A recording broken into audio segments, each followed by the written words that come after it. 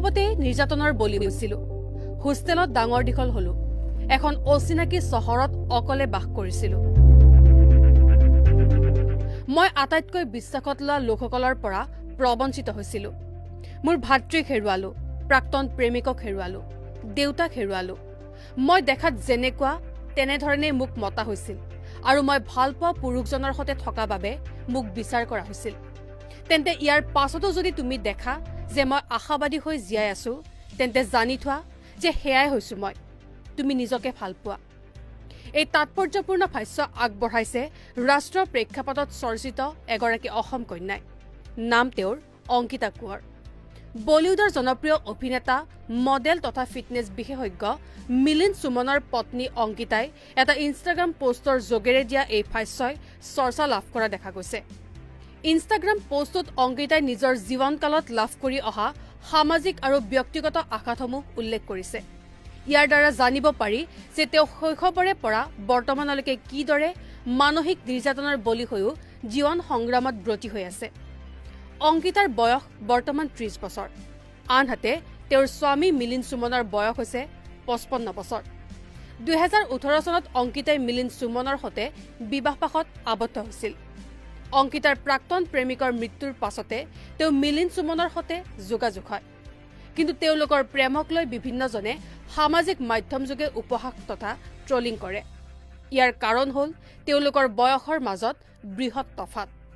তেওঁলোকৰ প্ৰেমৰ সমস্ত ঘটনাৱলী সম্পৰ্কে ইতিমধ্যে অংকিতাই এটা ইনষ্টাগ্ৰাম পোষ্ট কৰিছিল তাত তেওঁ লিখিছিল যে তেওঁলোকৰ প্ৰেমৰ ৫ বছৰৰ পাছত তেওঁলোকে বিয়াত বহে তেওঁলোকৰ বিবাহক লৈ অংকিতাৰ ঘৰৰ পৰাও বিশেষ আপত্তি নাছিল বুলিও অংকিতাই লিখিছিল তৎসত্ত্বেও অংকিতা আৰু মিলিন্দৰ বয়সক লৈ ট্ৰল কৰি অহা লোকসকলক উদ্দেশ্য কৰিয়েই অংকিতাই শেহতীয়া পোষ্টটো দিয়া বুলি ক'ব পাৰি উল্লেখ্য যে কন্যা শিশু তথা নাৰী নিৰ্যাতনৰ ক্ষেত্ৰত অসমৰ স্থান ৰাষ্ট্ৰীয় প্ৰেক্ষাপটত সন্তোষজনক নহয় শেহতীয়াকৈ এগৰাকী প্ৰাপ্তবয়স্ক ১৯ বৰ্ষীয় ছাত্ৰীয়ে এটা এণ্ট্ৰেন্স পৰীক্ষাত অৱতীৰ্ণ হ'বলৈ যাওঁতে সামান্য হাফ পেণ্ট পৰিধান কৰি যোৱাক লৈ উত্তাল হৈ আছে সংবাদ মাধ্যমসমূহ আনকি বিবিচিৰ দৰে আন্তঃৰাষ্ট্ৰীয় সংবাদ মাধ্যমতো ইয়াৰ বাতৰিয়ে মুখ্য স্থান লাভ কৰিছে সামাজিক মাধ্যমসমূহত উক্ত মেধাৱী ছাত্ৰীগৰাকীক বিভিন্ন ধৰণৰ অশালীন অসামাজিক গালিগালাজ ট্ৰলিং কৰা হৈছে এইসমূহৰ প্ৰভাৱ নিশ্চিতভাৱে ছাত্ৰীগৰাকীৰ মন মানসিকতাক চুই যাব তেনে পৰিস্থিতিত ৰাষ্ট্ৰীয় প্ৰেক্ষাপটত চৰ্চিত এগৰাকী অসম কন্যাই আগবঢ়োৱা এই ভাষ্যৰ ব্যাপক গুৰুত্ব আছে বুলি ক'ব পাৰি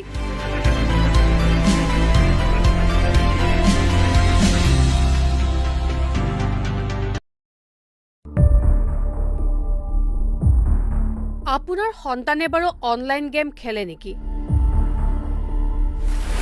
যদি খেলে তেন্তে সাৱধান আপোনাৰ একাউণ্টৰ পৰাও নোহোৱা হ'ব পাৰে বুজন পৰিমাণৰ ধন শিৱসাগৰত সংঘটিত হৈছে এক ভয়ানক ঘটনা পাবজি গেম খেলিবলৈ নিজ মাতৃৰ একাউণ্টৰ পৰা চুৰ কৰিলে ১৯ লাখ টকা এজন নাবালক আৰু ৩জন কিশোৰে মিলি সংঘটিত কৰিছে এই ঘটনা শিৱসাগৰ চহৰৰ জিতু দত্ত নামৰ এগৰাকী ব্যক্তিৰ পত্নী ৰুমি চুতীয়া দত্তৰ ICICI বেংকৰ 062101503805 নম্বৰৰ একাউণ্টৰ পৰা সৰকাই নিছিল এই বৃহৎ পৰিমাণৰ ধনৰাশি উক্ত ঘটনা সন্দৰ্ভত মহিলাগৰাকীৰ স্বামী জিতু দত্তই শিৱসাগৰ সদৰ থানাত এজাহাৰ দাখিল কৰে শিৱসাগৰ আৰক্ষীয়ে ৰুজু কৰা 1114/21 নম্বৰৰ গোচৰৰ ভিত্তিত ভাৰতীয় দণ্ডবিধিৰ 420/406 ধাৰাৰ অধীনত 4জন যুৱকক আটক কৰিছে আটকাধীন যুৱককেইজনৰ এজন জিতু দত্তৰ নাবালক পুত্ৰ শংকৰজ্যোতি দত্ত আৰু আন এজন শিৱসাগৰৰ মেটেকাঘাট ৰংচলীয়া গাঁৱৰ বাসিন্দা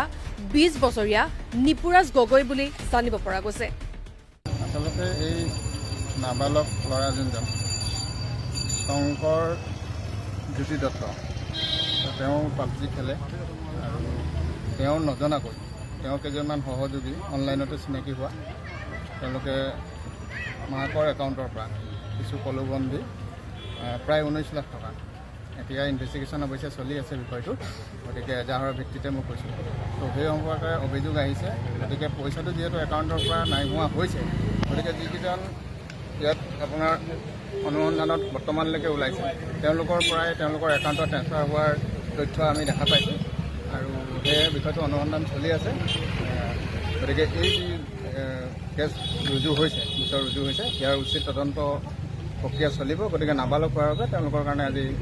জিম্মাৰ কাৰণে পিটিশ্যন উঠা গৈছে। সুচাৰুৰূপে হৈছে বুলি আমি ভাবিছোঁ। গতিকে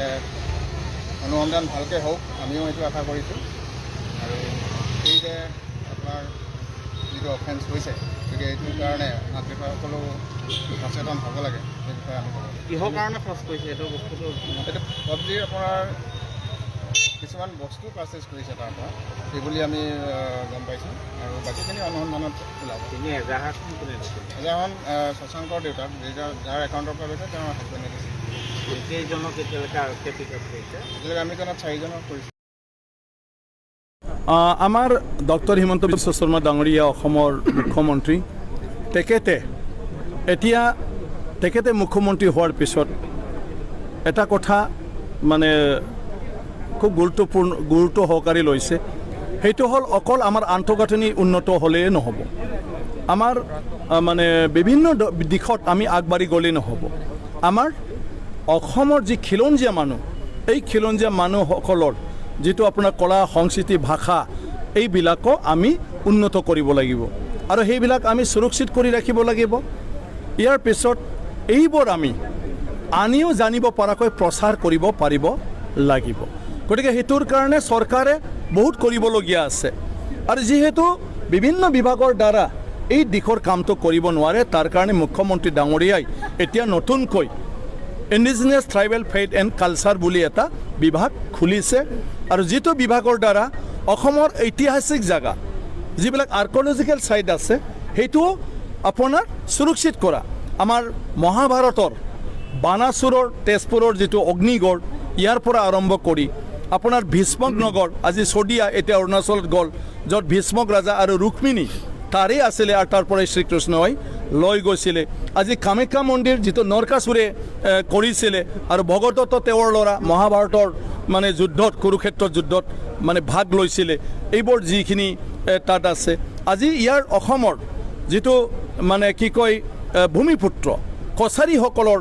যিবিলাক ইতিহাস, কছাৰী কিংডম, কছাৰী ৰাজ্য যেতিয়া আছিলে, এইবিলাকৰ ডিমাপুৰতো আছে, খাছপুৰতো আছে, মাইবঙতো আছে আৰু আপোনাৰ কাছমাৰীত আছে, তেনেকুৱা ধৰণৰ বিভিন্ন ধৰণৰ জেগাত আছে। মত বিনিময় কৰাৰ উদ্দেশ্যটো হ'ল যে এতিয়া অসম চৰকাৰে indigenous tribal faith and culture বুলি বিভাগ খুলিছে, যিটোৰ দ্বাৰা অসমৰ খিলঞ্জীয়া মানুহৰ ভাষা, কলা, সংস্কৃতি এইবিলাক কেনেকৈ সংৰক্ষণ কৰিব পাৰে, সুৰক্ষিত কৰিব পাৰে। আৰু সেইটোৰ কাৰণে আমাৰ যিসকল খিলঞ্জীয়া মানুহ আছে, সমাজ আছে, তেওঁলোকে কি ধৰণৰ তেওঁলোকক চৰকাৰে সহায় কৰাটো বিচাৰে, কি ধৰণৰ পদক্ষেপ লোৱাটো বিচাৰিছে, কি ধৰণৰ